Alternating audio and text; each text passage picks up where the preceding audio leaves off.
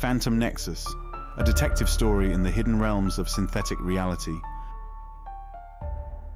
My name is Damian Holt.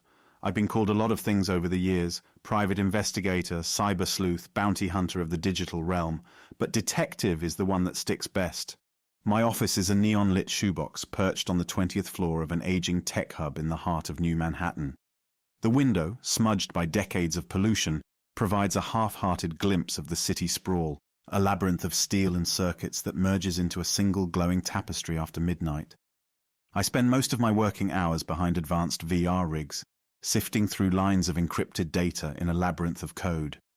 My brand of detective work relies on infiltration, subterfuge, and stealth in virtual reality spaces. The city's criminals have gone digital, slithering through networks, forging entire identities, and swindling fortunes in a matter of seconds. Where most of them hide behind anonymity, I chase them into the same intangible realms they infest.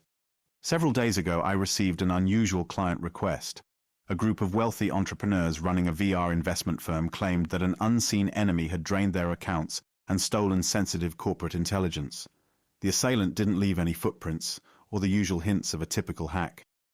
It was as though some ghost had passed through their firewalls and vanished without a trace. Ordinarily, I'd chalk it up to an insider job, maybe a disgruntled employee or a cunning ex-partner. But as I scoured the logs, I found evidence of a pattern of infiltration so advanced that it left no direct digital signature. The only real clue, fragments of scrambled data that hinted at infiltration through direct VR neural links. That's more chilling than standard hacking. If someone can access a live neural link and systematically rummage through your mind, it's more than identity theft. It's direct neurological assault. Then the rumors began. A figure who appeared in different VR worlds, always hidden behind elaborate avatars. This spectral being stole corporate credentials, personal data, passphrases, anything that could be used for blackmail or ransom. But it was the stories about the inflicted headaches and blackouts among the victims that got my attention. Some even claimed that the hack triggered permanent neural scarring. That's not your everyday corporate espionage, it's digital assault on an unprecedented scale. As the days rolled by, more victims emerged. The infiltration had grown bold, disturbingly bold. I heard about families losing life savings, politicians threatened with exposure of their secrets, CEOs proclaiming massive meltdown if the infiltration continued. The authorities were clueless. They lacked the specialized VR infiltration training needed to track this phantom. So the task fell to me. I have an advantage, an entire suite of VR headsets, each outfitted with unique sensors and specialized capabilities. From my vantage point, that's the only way to systematically trace a hacker who is flitting through multiple VR platforms. I can't do this alone, though. Over the years, I've built friendships across different VR communities, from hardcore MMO gamers to underground VR fighters. If I'm going to catch a ghost, I'll need watchers in every corner of the digital cosmos, each one with specialized eyes for the faintest glitch. Yet I feel the noose around me. The growing number of victims, the rumors of forthcoming neural damage, the quiet panic behind every corporate firewall. I've seen how fear can spread like a virus, fueling chaos. Time is of the essence. And so I begin this story. If you had told me even a week ago that a single hacker could threaten the minds of innocent VR users, I would have shrugged in disbelief. But now I feel the dread in my bones, that sense that we're perched at the brink of something far more sinister than a high-tech heist. I'm writing this in the battered leather chair of my office, my detective's jacket thrown over the back. The hum of city traffic outside is my only companion. In a moment, I'll slip into VR for the first leg of the hunt, a labyrinthine world called MetaMax Neon Arcade. It's a casual hangout for VR enthusiasts, featuring everything from puzzle rooms to dance halls. Typically, it's not a place for intense hacking. But I have a lead, a faint rumor that our phantom has begun haunting puzzle servers there. That's enough for me. No illusions, I know how dangerous it is. My specialized rig, an experimental MindGate T2, is designed to detect and deflect malicious signals in VR. But even the best hardware has vulnerabilities, especially if the attacker is some kind of neural infiltration prodigy. If I fail, I might not just lose this job, I could lose part of my mind. A swirl of apprehension, excitement, and something akin to dread churns in my gut. There's a quiet voice in the back of my head, warning that I might be stepping into a war zone more treacherous than any I've known, but I steel myself with a reminder. I've done this before. I've cornered digital criminals in black market VR fight clubs, pinned them down in Tron-like cyberscapes. I've stared into the eyes of malicious avatars that wanted me dead. This might be my biggest challenge yet. The ghost we're after can vanish at will, slipping through code like water through a sieve. Word is, he's more than just a skilled hacker. He's a phenomenon. Some call him Phobos, after the Greek personification of fear. Others say they've spotted him in a half-dozen VR worlds, each time with a different face. Maybe they're all the same persona, or maybe different illusions conjured by a single twisted mind. The puzzle pieces have just begun to align. Little do I know, I'm about to step not just into a cat-and-mouse chase, but a cosmic labyrinth with a puppet master at the apex. A billionaire toying with technology for ends that none of us can yet foresee. And by the time I'm done, the foundations of my entire reality might crumble beneath my feet. I take one last look around my dingy office. The neon sign outside flickers, casting an electric blue sheen across the battered desk. My reflection in the glass. Disheveled hair, sunken eyes, a face that's seen too many nights chasing criminals in cyberspace. I slip on my VR gloves, tighten the neural transmitters around my temples, and sink back into my seat. It's now or never, I whisper. The world blurs away, replaced by a vortex of light and code. This is my domain, the place I know best, and fear the most. Time to chase a ghost. Episode 1. Clues in the Neon Labyrinth. I materialize in Metamax Neon Arcade. The entry lobby gleams with dazzling color schemes, psychedelic pinks, neon greens, strobe lights pulsing along the walls. Dozens of avatars float or walk by, each more flamboyant than the last. A golden dragon waltzes with a neon samurai. A giant rabbit in a zoot suit strolls past a stiletto-heeled cyborg. Ambient electronic music throbs in the background.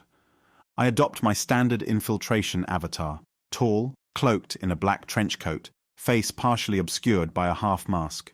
A bit cliché, perhaps, but it's comforting in its anonymity.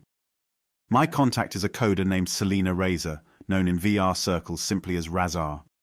We cross paths near the puzzle sector, a vast courtyard filled with shimmering puzzles floating in mid-air. She's wearing a surprisingly modest avatar, an androgynous figure with short platinum hair and an athletic build. Damian, over here. Her voice crackles over a localized comm channel. We should keep it quiet. Word is, the ghost might be lurking around. I glance around warily. You mentioned you had a lead. Right, we had a user earlier tonight who said she saw a suspicious avatar glitching in and out near the puzzle spheres. People around them started complaining of memory lapses or headaches. Some lost puzzle progress. The user said it felt like the entire region's code was being siphoned off. Where is this user now? Logged off. She got spooked. But she told me about a puzzle sphere that started warping soon after. It's an advanced cryptographic puzzle known as the Grey Cipher, typically just a casual puzzle for code geeks, but after the anomaly, the puzzle displayed error messages in some unknown script. Her words send a chill up my spine. A puzzle hijacked in real time. That might be a foothold for a hacker messing with the environment's code. We approach the puzzle area. Hundreds of colorful spheres drift in the air, each representing a different puzzle or minigame. Players hop from sphere to sphere, attempting challenges, unlocking keys, or just indulging in VR platform jumping. Amid the swirl of color, one sphere stands out. It's a dull, pulsating grey orb ringed by flickering static. A crowd of curious avatars stands at a distance, whispering among themselves. As we draw nearer, a sense of static hum creeps into my neural feed. It's faint, but my MindGate T2 headset picks it up. There's definitely something amiss in the code. Razor, I murmur. I'm sensing a code anomaly. Do me a favor, run a local packet trace. Razar's eyes flicker. Her custom interface is invisible to me, but I know she's opening her command console. I'm seeing it too. Strange packets, encrypted with an unrecognized protocol. We step closer to the grey sphere. Its surface ripples, revealing lines of incomprehensible symbols that vanish as quickly as they appear. I raise a gloved hand and try to interface with the puzzle. mentally launching my own diagnostic script. The sphere's security measures should ask for a user pass to solve the puzzle. Instead, it responds with a series of cryptic images that flicker in the corner of my vision. A crow, a shattered mirror, a man's silhouette crowned with fire. My heart quickens. This looks more like a riddle than a puzzle malfunction. Suddenly, a voice purrs in the background. Interesting, isn't it? We whirl around. A tall, slender avatar wearing a Venetian mask stands behind us. The mask's porcelain complexion contrasts with swirling black fractal patterns. Beneath it, luminous red eyes. "Who are you?" I demand, trying to keep my voice steady. "Call me Morpheus." The voice is silky, definitely modulated. The grey cipher is quite the intriguing puzzle, wouldn't you say? Razor eyes him. "You with the puzzle's dev team?" The figure chuckles. "No, but I've been trying to solve it. It seems someone has turned it into a gateway of sorts, possibly a trap." A flood of suspicion grips me. Could this be the ghost we're after, or just another curious bystander? The puzzle's swirl intensifies, and I notice that the masked avatar stands unnaturally still, no idle animations. That's often a sign of a user employing advanced infiltration or an invisibility script. Morpheus cants his head.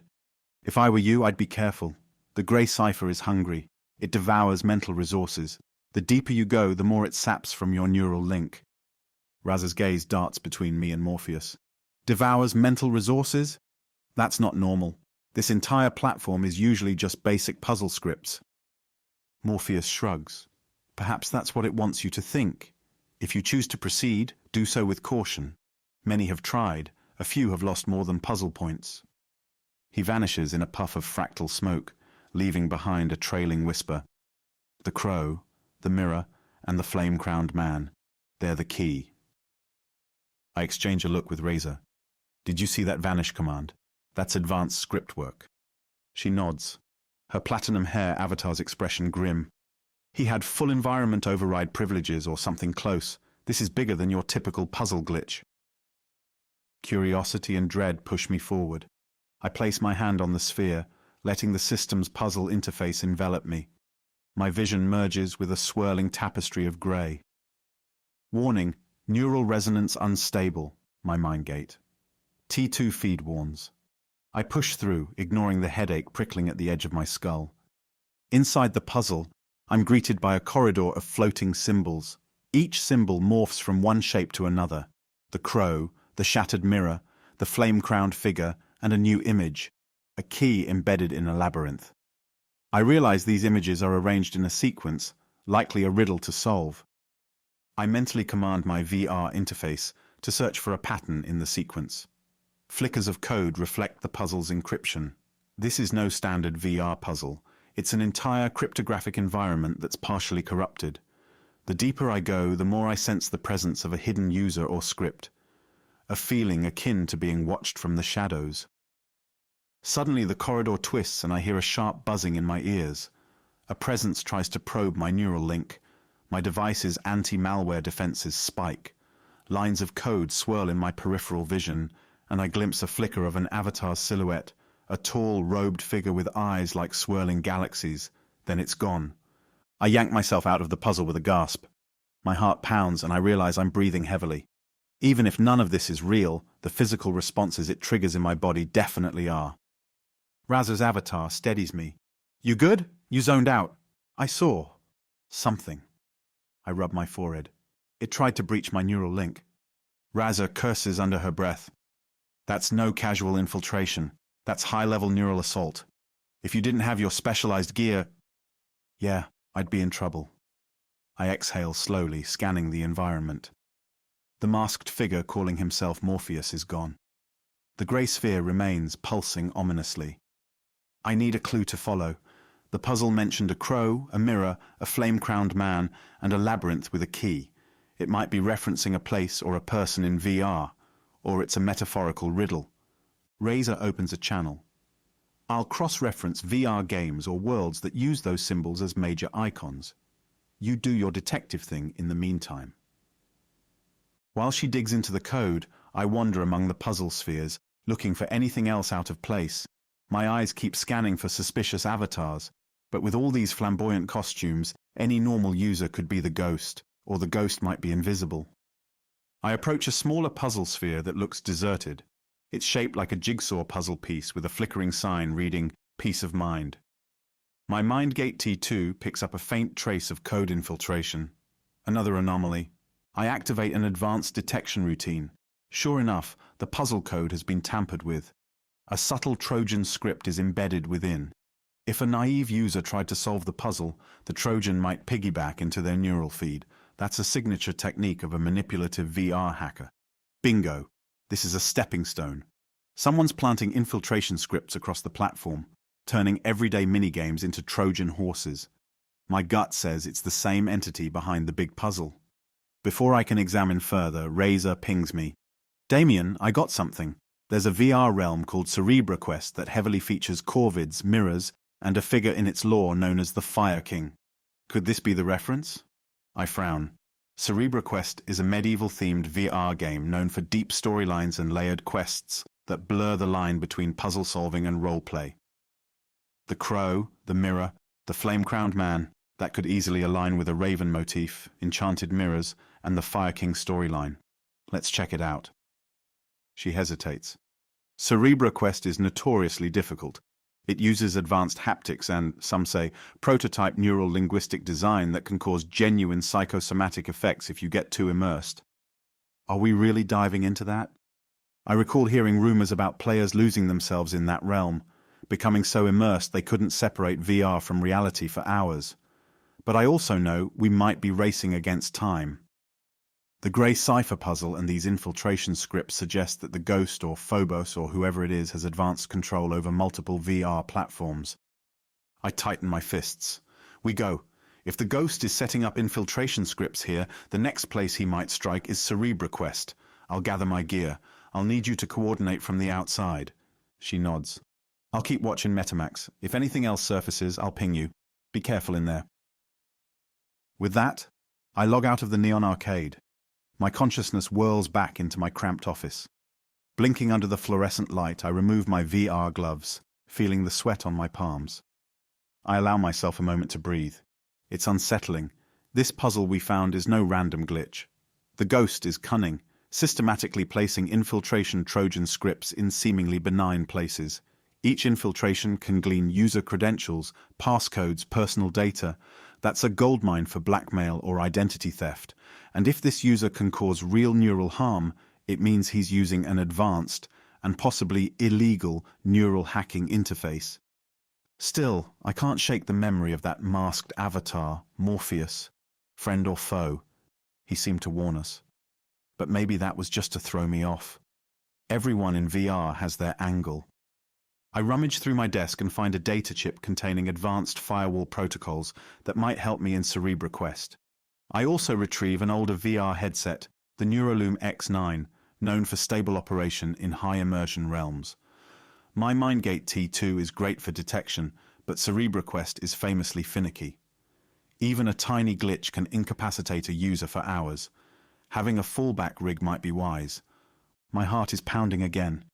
The adrenaline is half the thrill of detective work, but overshadowing it is the sense of urgency.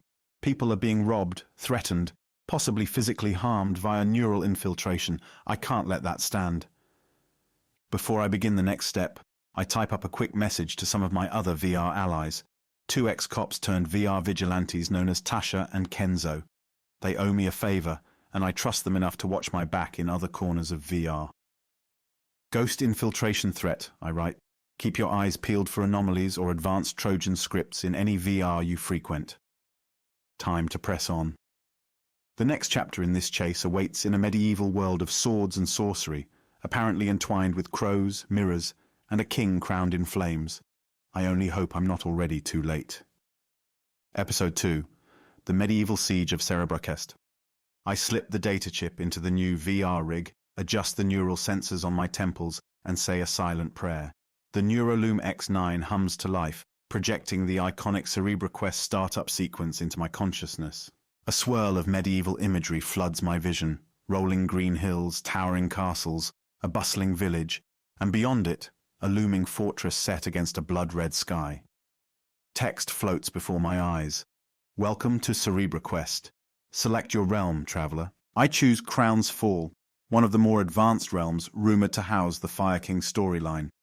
Immediately, my senses are immersed in a highly realistic environment. I can feel the breeze on my face, smell the faint aroma of wood smoke from village chimneys. The game's neural linguistic design is legendary for its immersive quality. I manifest in a small stone courtyard. Peasants bustle by carrying baskets of vegetables, knights stride past in heavy armor, blacksmiths hammer away at forges. I'm wearing a generic cloak, an entry-level outfit, but I quickly equip a standard leather cuirass from my inventory. Detective or not, the last thing I want is to get killed by random NPC bandits. I contact Tasha and Kenzo using the game's friend system. Tasha's voice soon crackles through. Damian, you're in CerebraQuest? That's a surprise. Usually you hate the full immersion fantasy stuff. I hate mixing chainmail with code, but I've got a lead. Listen, have you heard of anything going on with crows, a mirror, and a flame-crowned figure? Kenzo chimes in. You mean the Fire King, Elisavor? He's a top-tier villain in the Crown's Fall storyline.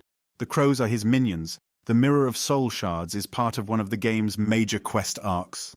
Tasha's voice bristles with curiosity. What's up? I suspect our VR hacker is using or referencing that storyline for some infiltration scheme, I say. Also watch for an advanced infiltration presence. Someone who can ghost into systems and plant Trojan scripts. Kenzo laughs dryly. Yeah, we've been hearing about that ghost. We'll keep an eye out. I roam the streets, scanning for players or NPCs discussing the Fire King quest. A group of players stands near a notice board plastered with in-game announcements. Among them is a post. Brave adventurers wanted. A shadow has fallen over King's Peak. Rumor speaks of an approaching siege at midnight, led by the Fire King's monstrous Crow Legion. Gather at the Ebony Gate if you would face this evil. Rewards include rare artifacts and skill boosters. That feels almost too on the nose. The Ebony Gate is likely the staging ground for a large-scale event. If our hacker is piggybacking on in-game events, that's where he might appear. A siege environment would be chaotic, perfect cover for a cunning infiltration. I approach the Ebony Gate, located at the city's northern wall, near a row of watchtowers. The gates themselves are carved black stone, their surfaces etched with runes. Dozens of players gather in varying degrees of armor, brandishing swords, staffs, or crossbows. Overhead, the sky darkens, artificially tinted for the upcoming story event. A system broadcast booms through the air. Warning, the Fire King's siege begins in 5 minutes. Prepare your defenses. I station myself near a ballista on the ramparts, giving me a decent vantage of the battlefield. The plan? Keep an eye on the players' network signatures, searching for suspicious fluctuations that might indicate infiltration. Meanwhile, I'll watch for any unusual phenomena, like an avatar glitching or executing advanced scripts. As the countdown ends, a wave of crows surges from the horizon. They're monstrous birds with flaming eyes, each the size of a small dog. NPC defenders scramble, firing arrows. Players shout commands, launching spells.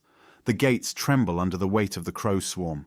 Then come the foot soldiers, twisted humanoids wreathed in flames, shrieking with demonic glee.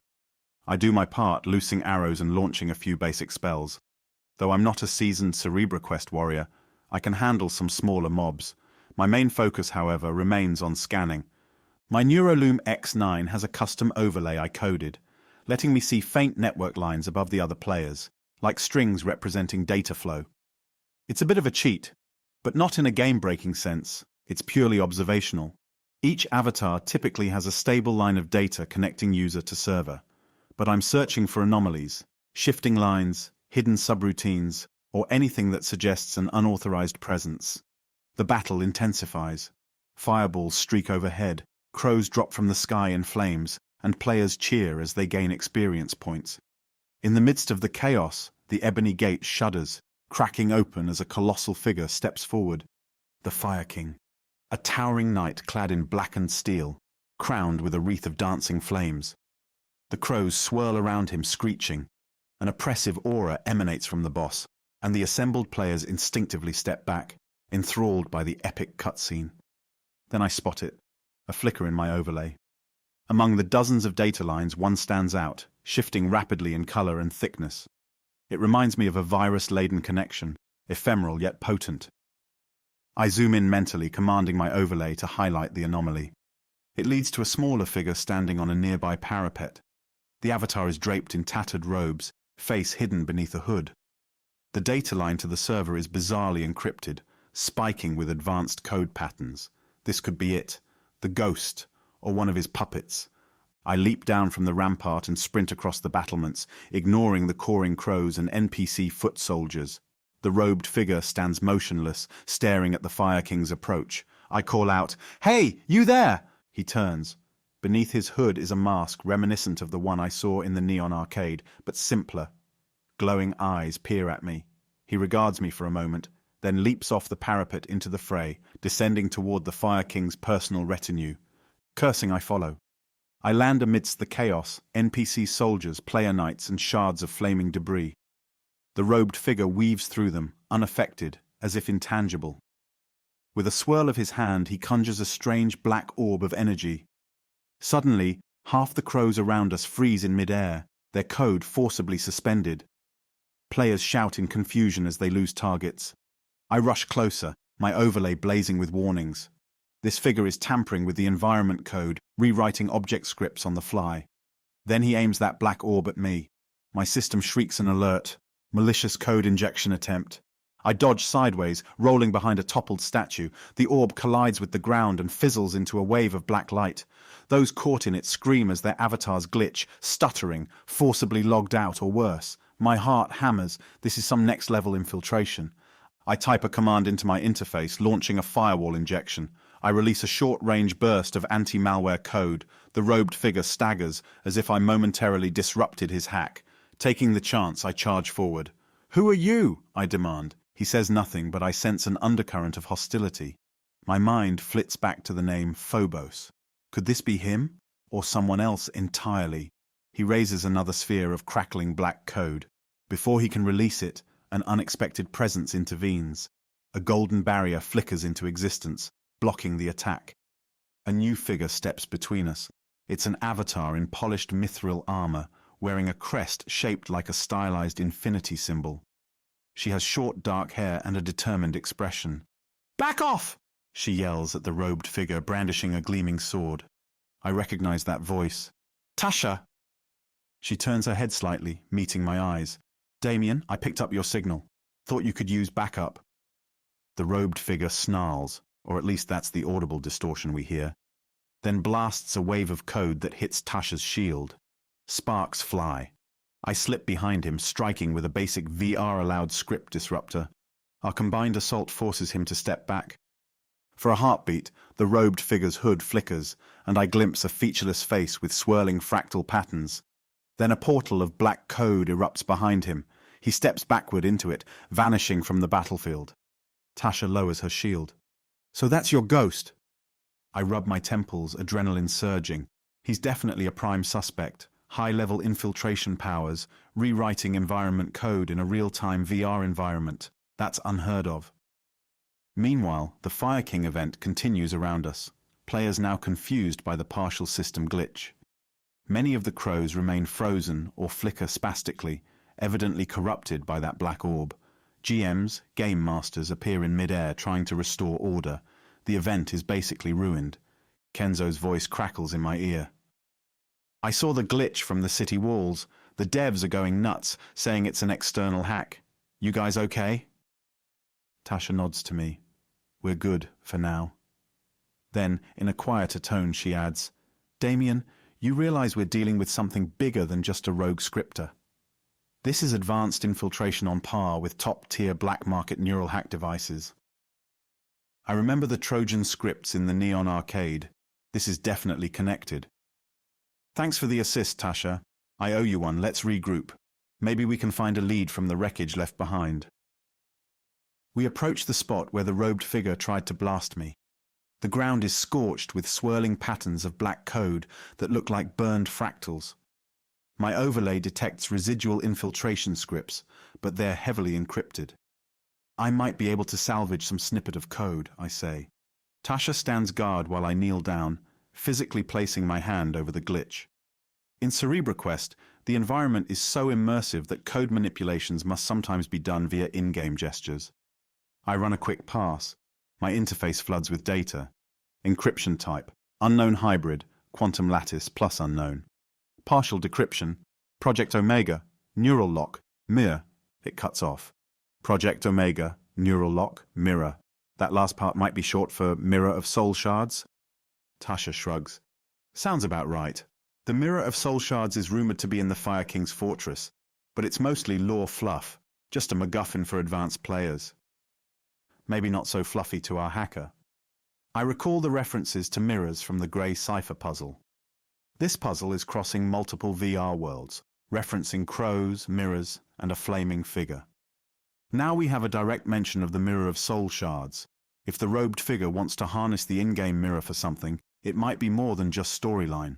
Possibly it's a disguised backdoor or some advanced infiltration tool hidden in the environment code. As we puzzle over the details, a swirl of fractal smoke appears a few feet away. Both Tasha and I jump, raising weapons. Out steps an avatar wearing a Venetian mask. It's the same figure from the Neon Arcade, Morpheus. He raises his gloved hands in a peaceful gesture. Easy now, detective. I'm not your enemy. Could have fooled me, I mutter. Morpheus tips his head. Forgive me for not aiding in the scuffle. I was otherwise engaged, tracking our mutual friend. I believe you are trying to unravel the puzzle behind these Trojan scripts, yes? Tasha shoots me a sidelong look. I step forward. Start talking. What do you know? Morpheus's voice remains calm. I know that the robed figure goes by many names, Phobos, Wraith, the Ghost. He's skilled beyond measure, but he's also a pawn, a piece on a larger game board controlled by a powerful hand. If you truly wish to stop him, you must look beyond. Seek the mirror. Unlock its secrets, for it holds part of the gateway to his undoing. I snort. Why help us? Morpheus doesn't flinch. Because I value the sanctity of these virtual worlds. There is a line, you see, a boundary between immersive play and real harm. Your friend has crossed it. He gestures at the glitch-laden battlefield, and the casualties will mount if he's not stopped. My reasons for meddling are my own, but you can trust this. The path forward is found in the Fire King's fortress. The Mirror of Soul Shards is not merely a piece of lore. It's the door to something deeper. Tasha remains skeptical. Let's say we believe you.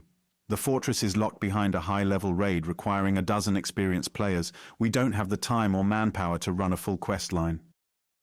Morpheus's eyes gleam. Then cheat. I'm sure the detective here knows how to bypass certain restrictions. The fortress is perched atop the Crimson Veil. Use the hidden route beneath the catacombs. And watch your back. The ghost is cunning. With that, Morpheus bows, and in a flourish of digital rose petals, he disappears once more. Tasha shakes her head. The drama. Makes me sick. But if he's telling the truth, we need to get to the fortress. The catacombs are rumored to be a glitchy labyrinth. No guarantee we won't be attacked by everything from skeletons to devcode monstrosities. We'll manage, I say grimly. We have no choice. Before we depart, I message Kenzo, explaining the plan. He says he'll mobilize some acquaintances to see if they can slow the robed figure if he reappears. Meanwhile, Tasha and I slip past the battered ebony gate into the city's outskirts. Twilight in the game world is falling, the sky an ominous red. The fortress of the Fire King looms in the distance, a silhouette of jagged spires. We find a small entrance to the catacombs, partially hidden by moss and rubble. A faint purple glow emanates from within. Here goes nothing, Tasha mutters, stepping inside. The corridor beyond is lined with skulls, flickering torches casting elongated shadows. Ambient moaning echoes through the darkness, probably a scripted ambience. The environment is so realistic it sets my nerves on edge. Even the smell of damp earth is present. A wave of skeleton warriors greets us soon after. Tasha's a better fighter than me, parrying them with her sword and hurling shimmering arcs of magical energy. I provide backup, launching disruptor blasts from a staff I looted earlier. One by one, we dispatch them, collecting a small trove of loot. After several branching corridors, we arrive at a large chamber. The walls are etched with runes in patterns reminiscent of fractal code. My overlay flickers. There's a strong infiltration presence here, I whisper. I can sense the ghost's signature. Sure enough, across the chamber stands the robed figure again, facing the far wall. He's pressing a black, glitchy orb into a rune circle, apparently rewriting the environment code. If he corrupts the catacombs, he may create new Trojan scripts or open a backdoor into the entire CerebraQuest system. We creep closer, but he senses us and whirls around. Before we can attack, a wave of illusions floods the chamber. Undead knights, giant spiders, and cackling demons swirl about us, phantasmal but still dangerous if they force a neural reaction. Tasha yells as a demon lunges, nearly knocking her off her feet. I reconfigure my staff to cast a debugging script. Blue arcs of code lash out, dispelling illusions.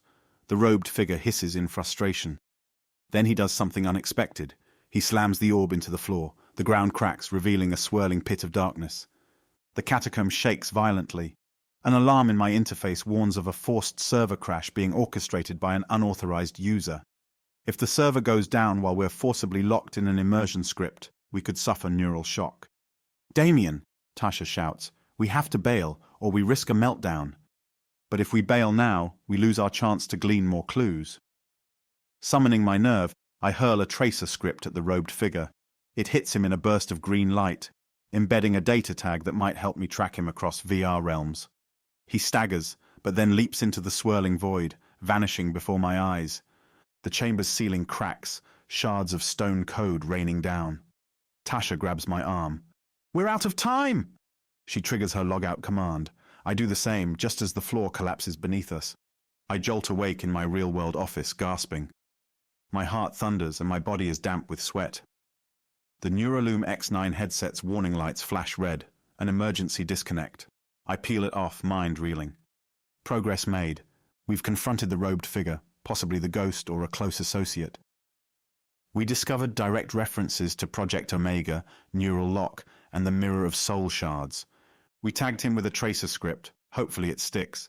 The infiltration is more advanced than I feared, with the ability to forcibly crash or manipulate VR servers in real time. Next steps. Check the tracer data, see if I can glean a location or a pattern. Investigate Project Omega and Neural Lock. Understand the significance of the Mirror of Soul Shards. My body trembles from the near miss. If we'd been forcibly logged out mid-immersion, it could have caused migraines, disorientation, or worse. This ghost isn't just toying with environment code. He's weaponizing it to harm players. I slump in my chair, breathing heavily. The VR infiltration chase is only intensifying. If he's a pawn, as Morpheus suggested, who is the puppet master? My mind drifts to rumors of wealthy tech moguls dabbling in ethically dubious neural technology. Could one of them be orchestrating these infiltration scripts for some hidden agenda? Time is running out. Another part of me wonders about the scattered references. The crow, the mirror, the flame-crowned man, Project Omega. These puzzle pieces form a complicated mosaic, but I sense an overarching design lurking behind the chaos. I just have to keep pushing through each ring of deception until I find the heart of it. A single unnerving thought lodges in my brain as exhaustion tugs at my eyelids. If we fail, the next wave of infiltration might not just log us out forcibly. It might do permanent damage to unsuspecting users. The ghost is evolving, and the puppet master is pulling the strings, waiting for the perfect moment to reveal the grand design. Episode 3. Horror in the Biolumina Depths. I wake to the buzzing of my phone. It's Razor calling. "Damian, I tracked your tracer script. It's jumping between multiple servers, but it's settled momentarily in a VR experience called Biolumina Depths. Ever heard of it?" I groan, rubbing the sleep from my eyes. "Vaguely. Isn't that the biotech horror VR? A weird fusion of survival horror and organic environments?" That's the one. It's known for advanced environmental illusions, pulsating organic textures. Some players can't handle it. They get motion sickness or nightmares. Just what I need. All right, send me the coordinates. On it. Also, I did some code forensics on that Trojan you found in MetaMax. Got partial references to a bigger encryption network. Something about a consortium. You might be dealing with a group of powerful players, not just one hacker. I frown. Thanks for the heads up. Keep digging. I'm heading into Biolumina Depths. 2 hours later, I find myself inside that VR environment, wearing my MindGate T2 again, this time with a custom suite of anti-horror filters. My old Neuraloom X9 is still recharging from the catacomb fiasco. Biolumina Depths loads with an eerie splash screen. Psychedelic mushrooms, luminescent plants, and chittering insectoid creatures swirl in the background. The first thing I notice upon spawning, it's damp. The environment simulates moisture on my arms, a musty smell of decay that seeps into my senses. I appear in a cavern lit by glowing fungi. The walls pulsate with a faint heartbeat sound, like living tissue. My overlay picks up traces of advanced users, possibly in stealth mode, but it's inconclusive. I take a cautious step forward, my boots squelching on spongy ground. In the distance, I see flickers of blue-green light. The flora here is both mesmerizing and unsettling, shifting colors in rhythmic patterns that can lull you if you're not careful. Rumor says some players freeze up under the illusions, effectively becoming sitting ducks for the environment's predatory fauna. I steel my nerves and consult the tracer feed. The ghost signature was last detected in a deeper zone known as the Coral Brain Hive. Great, sounds cozy. I navigate through twisting tunnels, occasionally spotting half-decomposed remains of other players' avatars. Disturbing. This game doesn't shy from gore. As I trudge along, I notice the environment flickers once or twice, like static. That suggests infiltration. The ghost might be rewriting parts of Biolumina Depths, just as he did in Cerebra Quest. I keep my senses on high alert. Suddenly the corridor opens into a vast chamber. Giant, translucent tendrils hang from the ceiling, gently swaying. Luminescent spore clouds drift across the floor. At the center rises a cluster of coral-like structures shaped suspiciously like brains. They pulse with hypnotic color changes, reminiscent of a giant jellyfish. My overlay pings. A strong infiltration presence is definitely here. I inch forward. The Coral Brain Hive is eerily silent aside from a low throbbing. Then I see movement, a figure crouched behind one of the coral clusters. My tracer feed flares, confirming it's the robed ghost. He's hunched over what looks like a fleshy console, plugging in lines of swirling black code. My mind reels at the weird fusion, a hacker using a biomechanical environment to hide infiltration scripts. I murmur into my comm, half expecting Tasha or Raza, but the line is static. Either the environment is jamming me, or the ghost has severed my connection. I'm alone in here. No choice. I approach, staff at the ready, my anti-malware routines primed. Each step is accompanied by a sickening squish, and the ghost remains oblivious. Or maybe he's ignoring me. I close to within a dozen yards. Then a primal shriek erupts from behind me. I spin around to see a towering monstrosity, a twisted amalgamation of insect and fungus. It has spindly legs, a bulbous thorax that glows with a sickly green hue, and a multi-eyed face contorted with rage. An abyssal spore fiend, the game's dreaded boss creature. It scuttles across the uneven ground, apparently roused by the infiltration code. I scramble backward, launching a disruptor blast from my staff. The spore fiend roars, spitting a cloud of toxic spores. My suit's hazard filters trigger, but a portion seeps through, causing a sharp headache. Wincing, I dash sideways, trying to gain distance. Behind me, the robed figure stands, watching the fight with an almost bored posture. Then, with a wave of his hand, he sends a wave of black code that wraps around the spore fiend. For a moment, I think he's going to help me subdue it. But no, he's controlling it. The creature's eyes glow red, and it focuses on me with renewed fury. Damn it, I mutter. It charges. I sling disruptor blasts, weaving them in an attempt to short-circuit the infiltration script controlling it. After a dozen hits, the spore fiend stumbles, but black code pulses in its veins, reanimating it.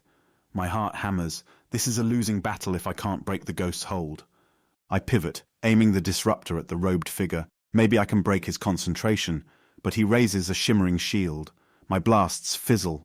In the corner of my eye, the spore fiend rears up, spitting more spores. I manage to roll aside, but not without inhaling some of the toxic cloud. My vision blurs, heart pounding faster. Focus, I tell myself. You've trained for VR infiltration. I recall an advanced routine in my MindGate T2 that can forcibly sever environment scripts. It's risky, drains a ton of my processing resources, but it might be the only shot I have. Kneeling behind a coral outcrop for partial cover, I mentally execute the routine. My staff glows with an intense white radiance. Lines of code swirl around me as I override sections of the environment. The robed figure moves to counter with black code, but my staff's radiant arcs intercept. The environment flickers violently. The The spore fiend roars, glitching as it tries to charge. My code wedge breaks the infiltration link, causing the monster to revert to its default AI. Screeching in confusion, it flails around and heads for the robed figure. Caught off guard, the ghost dives to avoid the monstrous onslaught. Finally, a break in his composure. I rush him, staff raised. He fires a black orb at me. I deflect it with the white glow. Our codes clash mid-air, creating a warping effect that cracks the floor. The environment's organic walls convulse, spitting streams of luminescent fluid. The spore fiend, still confused, smashes into coral structures, unleashing gouts of sickly glowing essence. Cracks of static spiderweb across the chamber. My staff vibrates dangerously, nearing overload. The robed figure tries to open another black portal, but the environment is too unstable. He's stuck, for the moment. In desperation, I slam my staff down, unleashing all the debugging force. The wave engulfs him. He staggers, pinned by the surge of code. I see his avatar flicker. For a second, the hood slides back, revealing not a featureless face, but a swirl of fractal patterns and the faint outline of a scar on a real face beneath the VR illusions. Then, with a last surge of energy, he breaks free, fractal shards spinning around him. I push forward, brandishing the staff, determined to capture or at least question him, but the ghost conjures a final orb of black code. This one crackles with purple lightning, and I sense an enormous data surge. He hurls it at the spore fiend. The beast explodes in a flash of gore and glitchy code, rocking the entire chamber. The environment meltdown intensifies, the floor disintegrating in a wave of digitized chaos. A tear opens in the ceiling, exposing a swirling void of cosmic patterns. I lurch backward, trying to maintain footing. The robed figure leaps upward, hooking onto a fragment of drifting floor, and vanishes into the swirling void. Left behind, I face the final collapse. My suit's meltdown alarms shriek, warning of potential neural backlash if I remain in the environment. I attempt to log out. The system is partially unresponsive, likely due to the meltdown. I open an emergency console, type a forced disconnect. The environment flickers, then warps into blackness. I snap back to reality with a searing headache. My temples throb. I tear off the VR headset, gulping air. A wave of nausea washes over me, courtesy of the combined infiltration meltdown and the game's horror illusions. After a few minutes, I gather my composure. Shaking hands, open my logs. The ghost's infiltration powers remain off the charts. My tracer managed to glean a few more code fragments before everything collapsed. They reference neural lock testing, Project Omega, and a new phrase, Omega Gate. Omega Gate? I mutter. Another piece of the puzzle. A gate, a mirror, a crow motif, a fire king, Trojan scripts, infiltration across multiple VRs. This is no random spree. It's some kind of orchestrated plan involving advanced neural technology. Possibly a large-scale data siphon or worse, a method to forcibly control or damage minds. My phone vibrates. It's Tasha. Damian, are you okay? Kenzo said you went offline for a while. We were worried. I exhale. I'm alive. Ran into the ghost in biolumina depths. Barely escaped. Listen, we need to talk. I've got new leads. We might be dealing with an organized consortium. Something called Project Omega. Her voice is grim. Meet me in a secure VR channel. Let's strategize. Before that, I lean back in my chair, letting the tension seep out. But worry gnaws at me. I recall the masked Morpheus cautioning me about a bigger game. He's popped up in multiple realms, offering cryptic assistance. He pointed me toward the mirror in CerebraQuest. Now I've got references to an Omega Gate. Are they the same artifact, or different but related pieces? And what about the billions that have gone missing from corporate accounts? The blackmail attempts, the rumors of neural injuries, the hush-hush approach from law enforcement. All of it suggests that a powerful figure is orchestrating the ghost's rampage. As the puzzle expands, so does the sense of dread that we're all pawns on a digital chessboard, dancing to the tune of an unseen puppet master. I can't shake the memory of the robed figure's real face flickering beneath the fractals, just a glimpse, but enough to suggest there's a real human behind the illusions, possibly forced or manipulated into performing these hacks. That might be far-fetched, yet the notion clings to me. I wonder if we're chasing a victim as much as a perpetrator. One piece of the puzzle stands out. Neural lock testing. That phrase keeps repeating. If it's a form of mind control or neural imprinting, then the robed figure could be under someone's thumb, used like a weapon. One thing is certain. If we don't stop this soon, more unsuspecting users will suffer. And the Ghost's infiltration methods are escalating, possibly culminating in a catastrophic VR meltdown that could cause genuine neural harm on a mass scale. Time is short. My detective instincts scream that I must follow the leads. Project Omega, the mirror, the Omega Gate. But each step could be more perilous than the last. Still, I've never run from a case this big, and I'm not about to start. I steel myself. The chase continues. Episode 4, Cyber West, Showdown at the Virtual Corral. Are you sure about this? Tasha's voice crackles over a secure VR comm line. I stand at the threshold of a new VR environment, adjusting my gear. It's called Cyber West, a wild fusion of Old West aesthetics with cyberpunk technology. Holographic tumbleweeds roll across neon-lit deserts, and robotic gunslingers patrol dusty saloons. Kenzo, patched into the call, explains, "We found references to an Omega Gate in some Cyber West lore. A limited-time event, ironically named The Final Gate Showdown, could be a lead." I exhale. If our Ghost or the Consortium is referencing an Omega Gate, this might be relevant. Let's do it. Tasha signs off, promising to monitor from a vantage point. Kenzo, a longtime fan of Cyber West, meets me at the spawn point. He's decked out in a black duster coat, a wide-brimmed hat, and a mechanical arm that glints with neon circuitry. I spawn wearing basic gunslinger attire, a dusty jacket, VR revolvers at my hips. The scorching sun overhead is tinted a faint purple, and the horizon is dotted with jagged metal spires reminiscent of cacti. Music reminiscent of an electronic Ennio Morricone plays softly. Kenzo tips his hat. "Gotta say, the devs here have style. The event should start in about 10 minutes at high noon. Figures, right?" We make our way into a dusty main street lined with saloons, stables for robotic horses, and a towering holo sign reading, "High Noon Showdown, the Final Gate Beckons." NPCs dressed as bartenders and gunslingers hustle about. A handful of players roam the area, presumably waiting for the event. One catches my eye, an imposing figure in a red duster, face obscured by a wide hat. My overlay picks up a subtle data anomaly around them. Instinct tingles.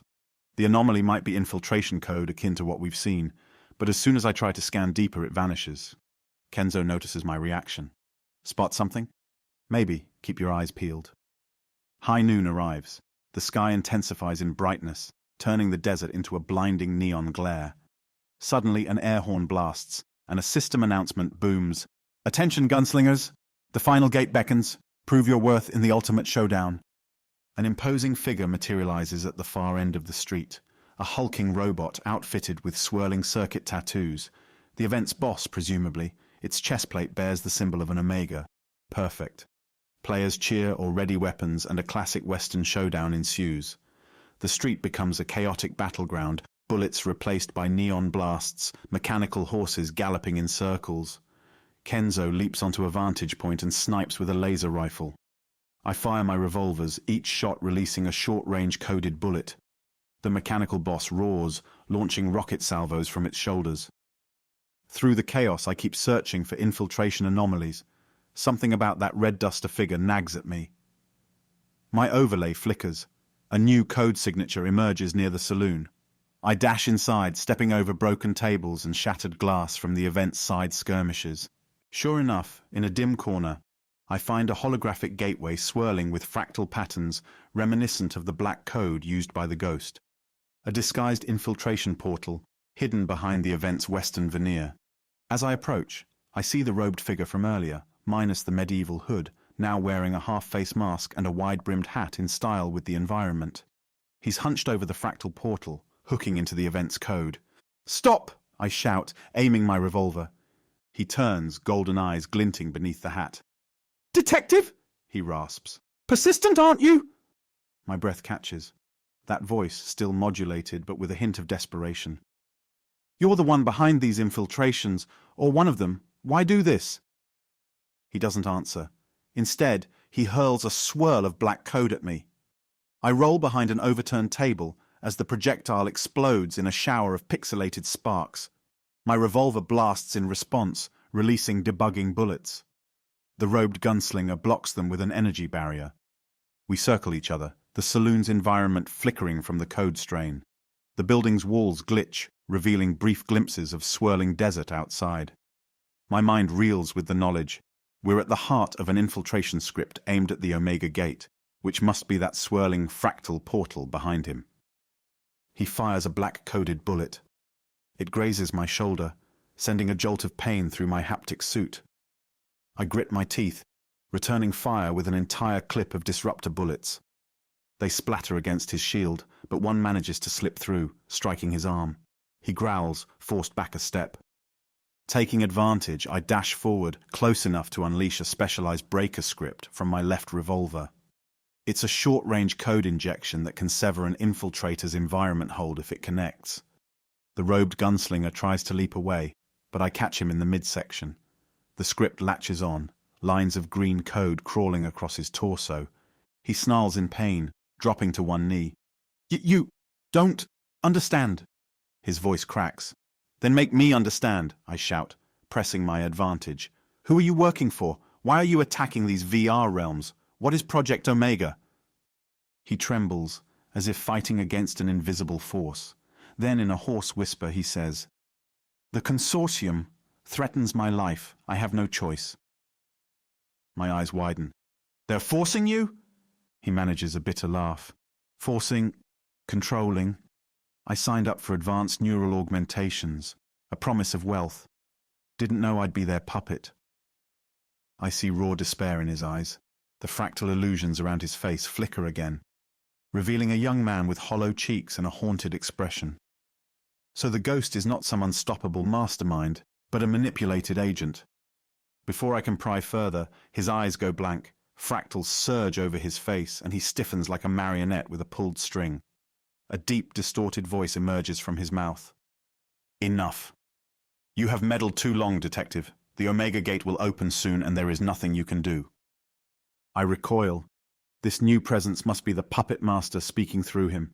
"Who are you?" The voice sneers. "I am beyond your reach. But know this.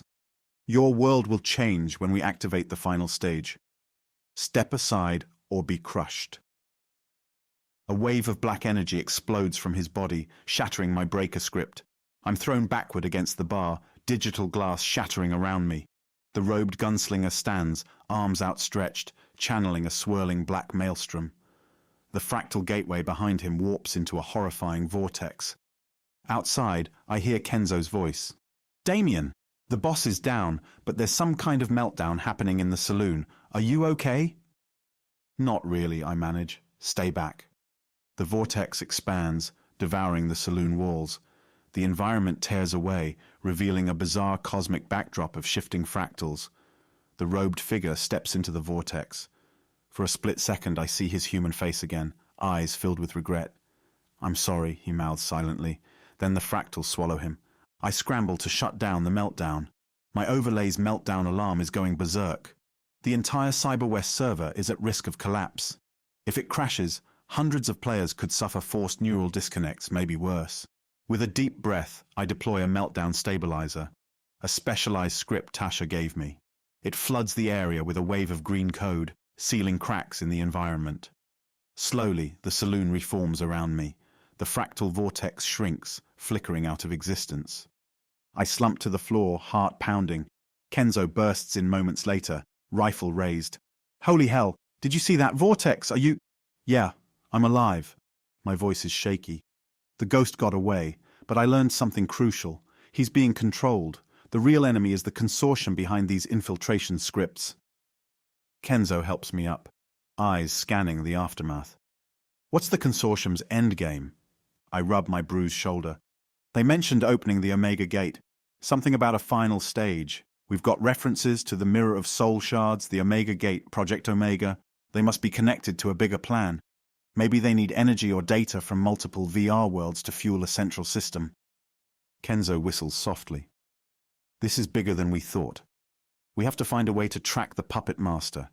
The ghost is just a pawn, forced into it." I nod. "Let's regroup with Tasha, Raza, and the others. We'll cross-reference all the puzzle pieces. That fractal vortex was different from the prior Trojan scripts. It's like a final puzzle piece forming." I log out, mind swirling with revelations. The robed figure is a victim, someone who sold his soul to the consortium for neural augmentations. Now his body or mind is hijacked, forced to sabotage VR realms.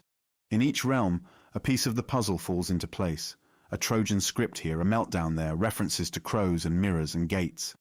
Stepping back into my real office, I breathe a sigh of relief that the meltdown stabilized. Then a new wave of determination hits me. There's no time to waste.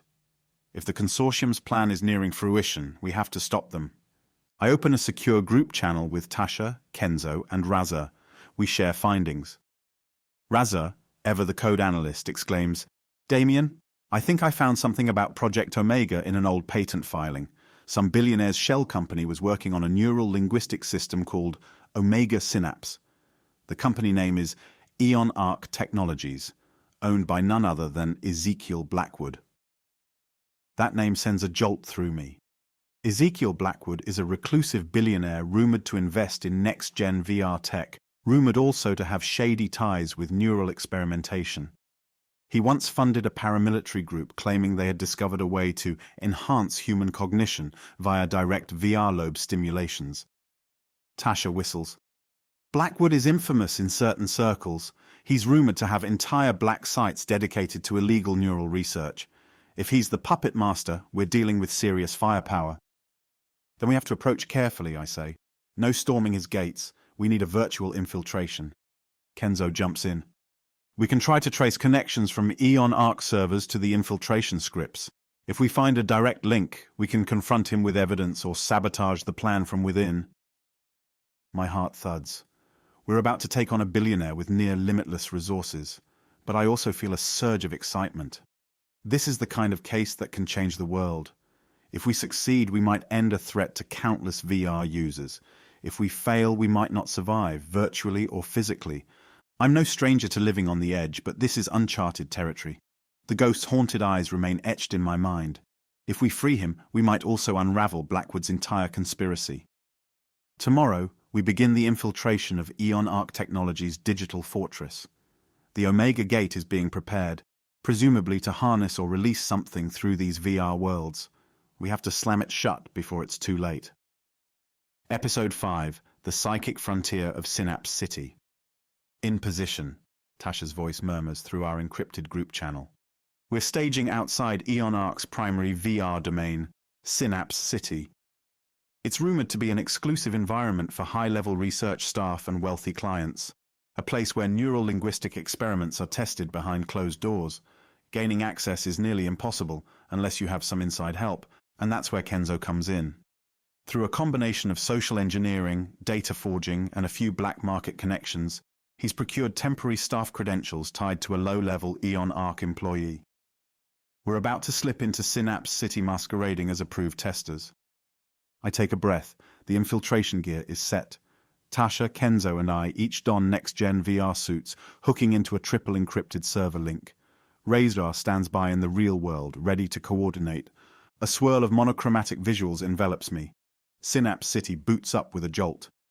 The environment is unlike any VR realm I've seen. Sleek silver skyscrapers stretching into swirling clouds of neon pink. The streets pulse with an undercurrent of telepathic energy. A design that apparently allows direct, neural linguistic manipulation for scientific exploration. We spawn in a quiet alley lined with glass walls. Kenzo checks the system.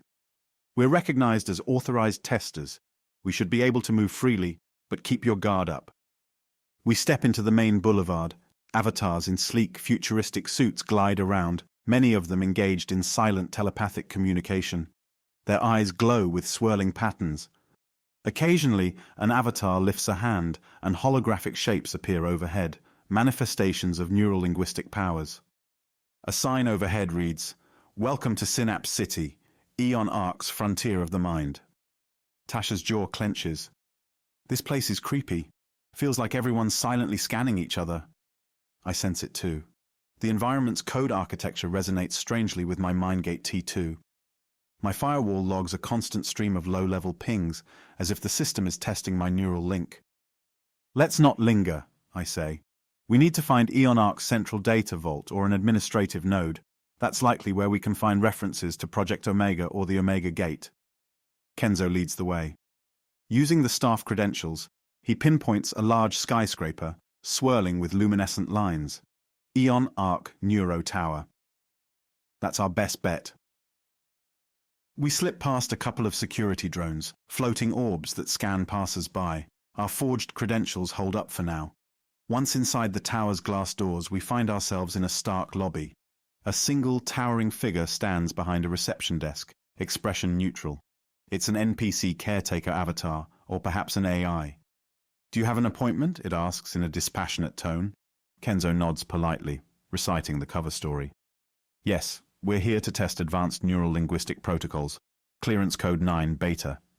The caretaker's eyes flicker. "Access granted.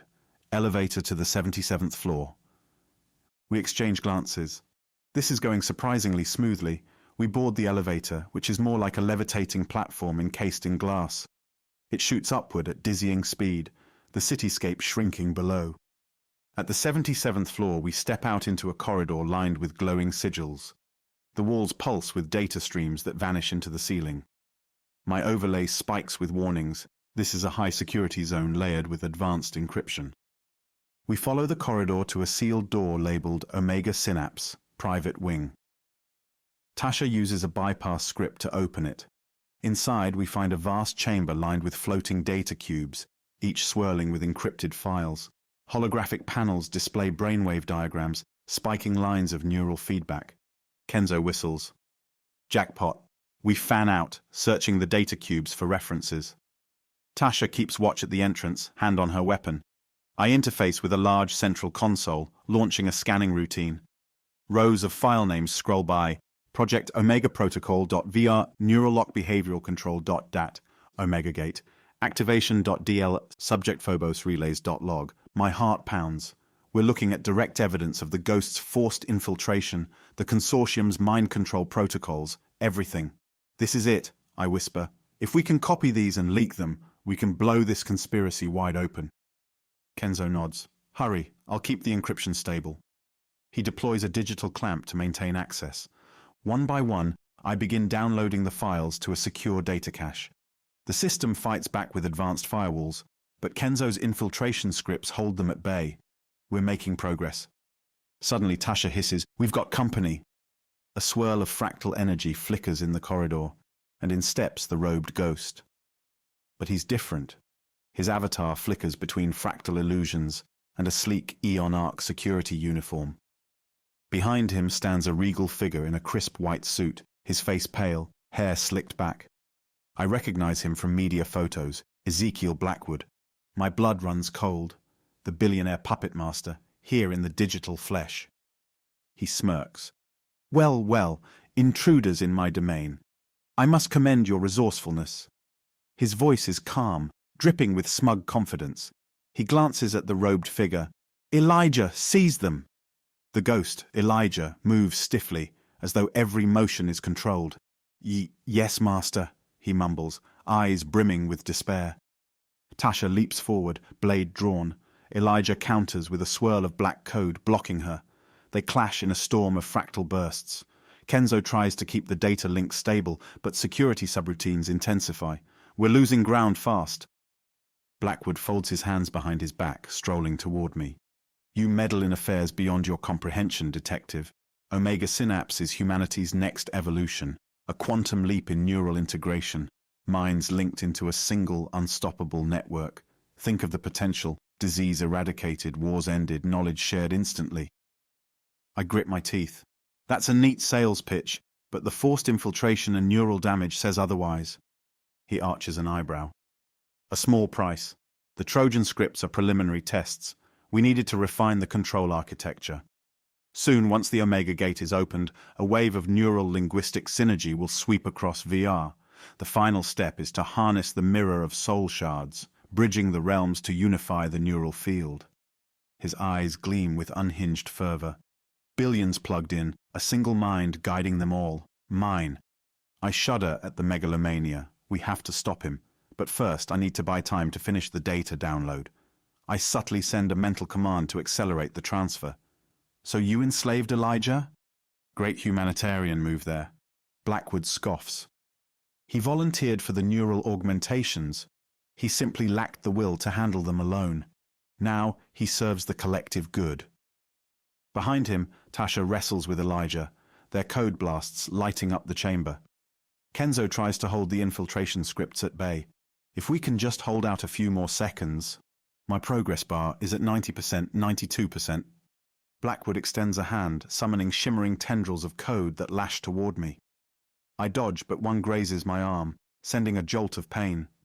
I retaliate with a disruptor bolt, but he flicks it aside, smirking. Foolish, I designed these systems. You cannot harm me here. Tonru munru sitvietum. Tonru nanku sitivietum. Elijah howls, pinned by Tasha's blade. I can't fight it, he says, anguish contorting his face.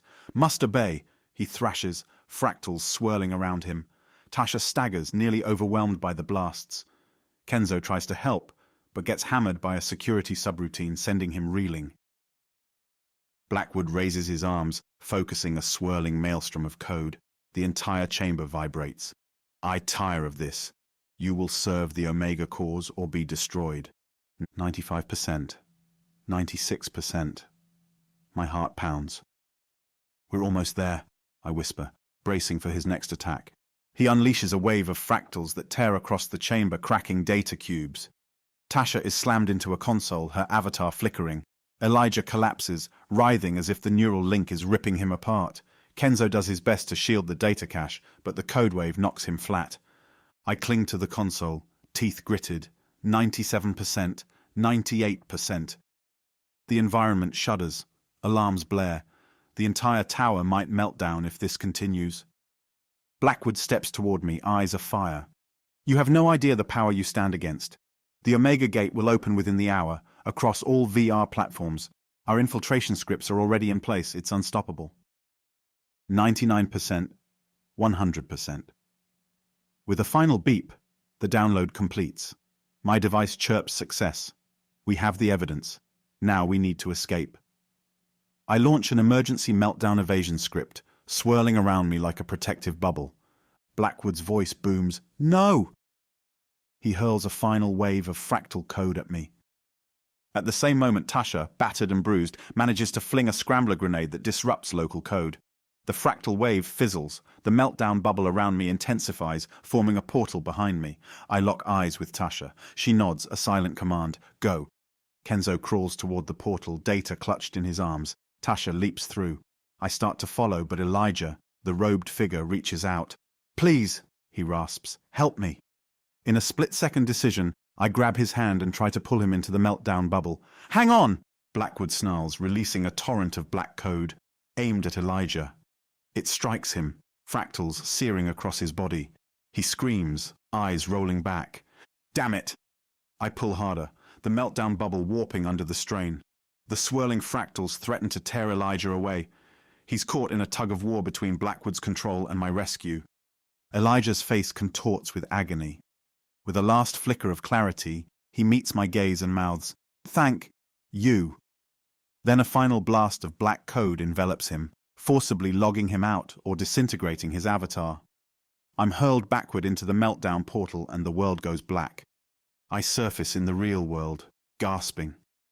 My VR rig smokes slightly from the forced meltdown.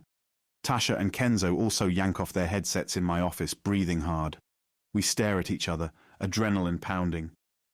"Did you see Elijah at the end?" Tasha asks, voice trembling. I nod grimly. He asked for help, but Blackwood ripped him away. I couldn't save him. Kenzo exhales shakily. But we have the data, right? We can expose Blackwood. I glance at my device.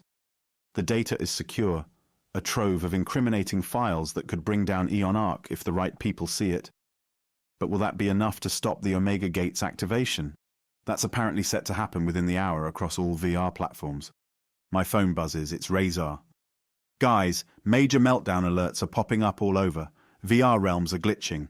Looks like an unstoppable wave of infiltration code. Eon Arc must be flipping the switch. Time is short. Razor, assemble everything. We're going public. Media leaks, VR news, law enforcement, everything. Let's blow Blackwood's cover wide open. She hesitates. On it, but be prepared. Blackwood won't go down quietly. We brace ourselves for the final confrontation. The Omega Gate is about to open, bridging VR realms into a single neural linguistic domain under Blackwood's control. Our only hope, The mirror of soul shards. If we can hamper or sabotage that crucial piece, perhaps the entire plan collapses. We must return to CerebraQuest, where the mirror exists as a game artifact, but in truth, it's more than that. A pivot in Blackwood's neural linguistic design. We have minutes to spare. My heart pounds with fear and resolve. If we fail, billions could be forced into neural subjugation, their minds enslaved by Blackwood's Omega Synapse network. The final confrontation looms. Episode 6, Endgame in the Infinity Stage.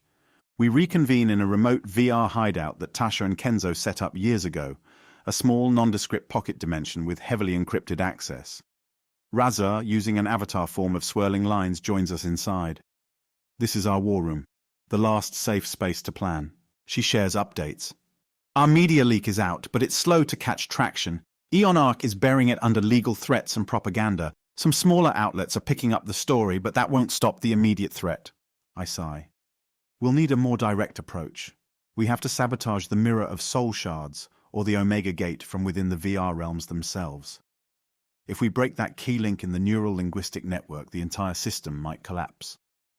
Kenzo nods. Right. And we know that Mirror is in the Fire King's fortress in CerebraQuest. Let's head back there. Razar warns us. CerebraQuest servers are in chaos. Another meltdown triggered by infiltration code. The entire realm might be near collapse. Tasha sets her jaw. We go anyway. Let's gather our best gear. This is it, the final confrontation. We suit up in our VR rigs, customizing advanced firewall scripts, meltdown stabilizers, and disruptor tools.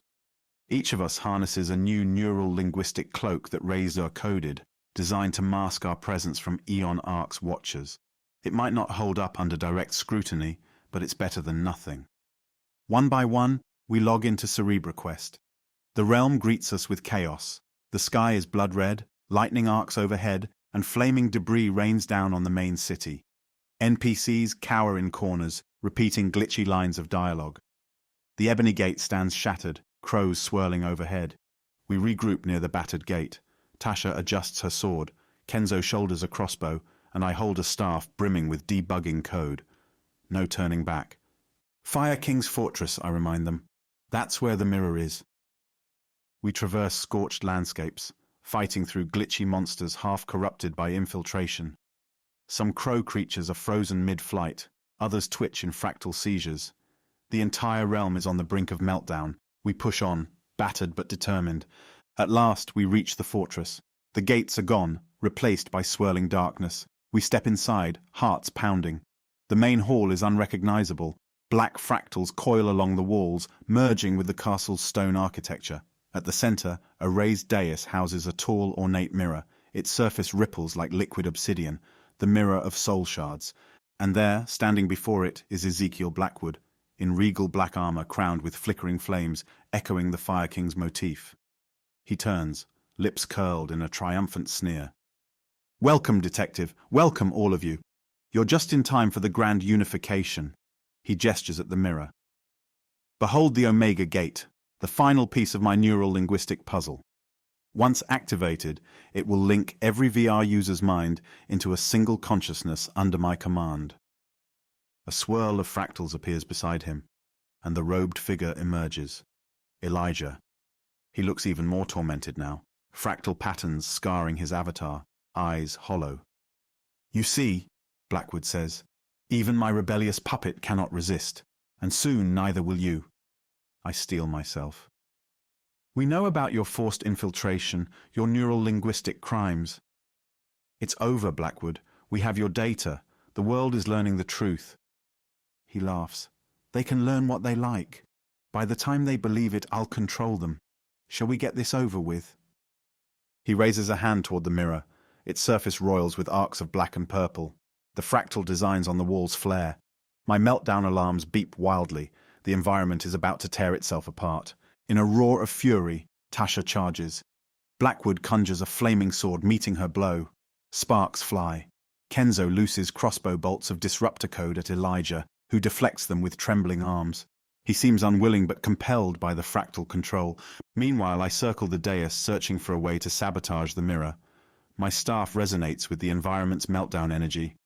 If I can embed a meltdown script directly into the mirror's code, I might disrupt the entire Omega Gate process, but I have to get close enough. Blackwood and Tasha clash fiercely, their weapons swirling with digital power. Kenzo tries to flank Blackwood, but Elijah intercepts, lashing out with fractal orbs.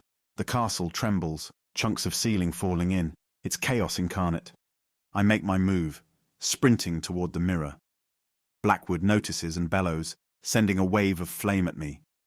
Tasha blocks it with her sword, yelling, "Go! I've got him!" The mirror stands before me, swirling with coded energy that practically roars in my ears.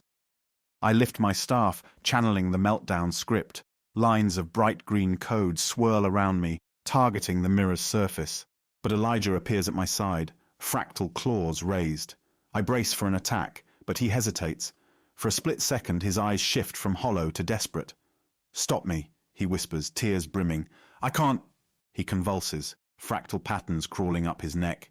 The voice of Blackwood resonates through him. "Elijah, destroy the detective." I see him fighting internally. The fractals surge, forcing him to swipe at me. I parry with my staff, pushing him back. "You have to break free, Elijah. This isn't you." He shrieks in agony. "I'm trying." Blackwood, grappling with Tasha, roars, "Obey me!" He slams Tasha aside and hurls a fireball at Kenzo. My friends are down, momentarily stunned. It's just me, the mirror, and the tortured puppet. If I can break Blackwood's neural lock on Elijah, maybe he can help. I quickly switch my staff's meltdown script to a more targeted anti-brainwash routine, a specialized subroutine for forced infiltration. It's risky, might blow my chance to sabotage the mirror, but saving Elijah might be crucial. I raise the staff and fire a beam of swirling blue code at Elijah, enveloping him. He screams, thrashing as fractals peel away from his avatar like seared flesh. The meltdown energy resonates in him, forging a link to the controlling code. "No!" Blackwood bellows, ignoring Tasha's sword blow as he tries to quell my beam with swirling black fractals. Kenzo fires a disruptor bolt that distracts Blackwood for a split second, giving me enough time to pour more energy into Elijah. In a burst of brilliant light, the fractals on Elijah's body shatter. He collapses to his knees. "I'm free," he gasps, tears streaming down his real or virtual face. Blackwood howls with rage, sending a wave of destructive code at Elijah. But now Elijah stands, raising a trembling hand. The fractal wave disperses. For the first time, he's resisting Blackwood's control with newly liberated will. "You won't rule me anymore," Elijah snarls, voice quivering but resolute. "You destroyed my life, but I can still fight." He turns to me. "Take down the mirror. I'll hold him off." I nod, gratitude flooding me. Tasha and Kenzo rally, joining Elijah in a last stand against Blackwood, who rages like a wounded beast. With trembling hands, I redirect my staff at the mirror, recharging the meltdown script. The code swirl intensifies, and I thrust the staff's tip into the mirror's surface. Instantly, pain lances through my mind. The mirror's interface tries to link with me, pulling me into the Omega Gate. Visions flood my consciousness. Billions of VR users, all connected by fractal threads, merging into a single monstrous hive mind with Blackwood at the helm. I feel the allure of infinite knowledge, the terror of total control. I grit my teeth, focusing on the meltdown script. I push, forging the meltdown code deeper into the mirror's structure. The swirling black and purple patterns begin to stutter, turning green at the edges. A harrowing scream echoes through the fortress, as if the VR realm itself is howling. Blackwood thrashes under the combined assault of Tasha, Kenzo, and Elijah. He manages to fling them back, stepping toward me, face twisted with hate. "You think you can destroy my dream? Number I will become the mind of minds, the ultimate power." I ignore his ranting and pour my will into the meltdown script. Finally, the mirror cracks, spiderweb lines fracturing across its surface. The swirling fractals inside destabilize, arcs of code bursting outward. The meltdown has taken hold. "No!" Blackwood's voice echoes, layered with digital distortion. The entire fortress shakes, stones collapsing. The roiling sky outside begins to calm, as if the infiltration meltdown is reversing. The black fractals on the walls recede. Blackwood lunges at me in desperation, but Elijah intercepts, tackling him. They both tumble across the floor. Blackwood summons a final wave of destructive code, blasting Elijah in the chest. Elijah screams, then slams a dagger of fractal energy into Blackwood's torso. A massive explosion of code erupts, hurling them apart. Blackwood's avatar crumbles, dissolving into swirling data. With a final roar, he vanishes, possibly forcibly logged out or annihilated by the meltdown. We rush to Elijah's side. His avatar flickers, partially disintegrated. He gives a wan smile. I'm free. Tasha tries to stabilize him with a healing script, but his code is too damaged. Hang on, we can help. He shakes his head weakly. Number Blackwood's infiltration took its toll. My neural link is fried. Just thank you for giving me a chance to fight back. His eyes mist over. Stop him. Outside of VR. He's still out there in the real world. Finish what we started. And with that, Elijah's avatar fades into shimmering motes of light, leaving us in somber silence. The meltdown intensifies around the mirror. Great chunks of the fortress fall away, but the fractals recede from the realm at large. We retreat, cradling the knowledge that the Omega Gate is destroyed. The forced unification cannot proceed. Conclusion and the final twist. Back in the real world, we remove our VR gear. News outlets are abuzz. Eon Ark's infiltration meltdown caused a massive global VR outage, but the system recovers quickly. Our leaked data has sparked investigations. Law enforcement raids Eon Ark's headquarters. Rumors swirl that Ezekiel Blackwood escaped the building moments before the raid, vanishing into private transport. Days pass. Tasha, Kenzo, Raza and I gather in my cramped office. The neon sign still flickers outside. The city below bustles, oblivious to how close it came to mental enslavement. The main crisis is averted. The Omega Gate is destroyed in VR, saving billions of users from forced neural linguistic control. But the man behind it all, Blackwood, remains at large. Eon Ark is seized by authorities, top executives arrested. The data we leaked confirms everything. The Trojan scripts, neural linguistic mind control, forced infiltration tests. Public outcry is fierce, lawsuits mount. Blackwood is now the world's most wanted tech criminal. Amid this victory, I can't shake the lingering sadness. Elijah, the so-called ghost, lost his life in the process. A man who was once just an ambitious VR developer, roped in by illusions of grandeur, ended up a slave to technology. His final act was redemption, but he paid the ultimate price. In the aftermath, I receive a cryptic message on my private channel from Morpheus, subject the next horizon. Detective, you have accomplished what many believed impossible. You shattered the Omega Gate and set countless minds free. But the shadow of Blackwood still looms. Be vigilant. If you ever need my assistance again, you know how to find me. M. So Morpheus was indeed some third party, an enigmatic meddler with enough knowledge to guide me. Ally or manipulator? I'm still not entirely sure, but at least he aided in toppling the conspiracy. As I sit at my desk, staring at a flickering holographic image of Elijah's final moments, I feel a pang of guilt. Could we have saved him if we had acted differently? Then I recall his last words. He was grateful for the chance to stand up against Blackwood, even in the end. Maybe that's some measure of peace. A knock at the door. Tasha and Kenzo step in, carrying cups of coffee. Their eyes reflect the same weary triumph, tempered by the knowledge that the puppet master remains at large. So, Tasha says softly, we did it. The infiltration is broken. Kenzo sets the coffees down, and the world knows the truth. Eon Ark is done, at least in its current form. I nod. But Blackwood, he's still out there, possibly building new schemes. The data indicates he has offshore labs, hidden research stations. The chase might not be over. Raza chimes in via a small speaker on my desk. We'll keep an eye out in VR realms. He can't hide forever. I gaze out at the city lights, mind drifting through the labyrinth of virtual worlds we've traversed. Metamax Neon Arcade, CerebraQuest, Biolumina Depths, Cyber West, Synapse City, each a stage where we clashed with the ghost's infiltration. Now those worlds are freed from immediate tyranny, but the deeper question lingers. Are we forging a future where VR can truly be safe, or are we just postponing the next wave of corruption? That's the twist that hits me. This entire saga was but one iteration of a deeper conflict.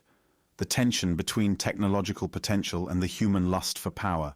The same VR systems that can unite us, treat diseases, and enable wondrous creativity also open terrifying avenues of control. Today, we shattered a gateway. Tomorrow, someone else may find a new approach. My phone pings with a final alert.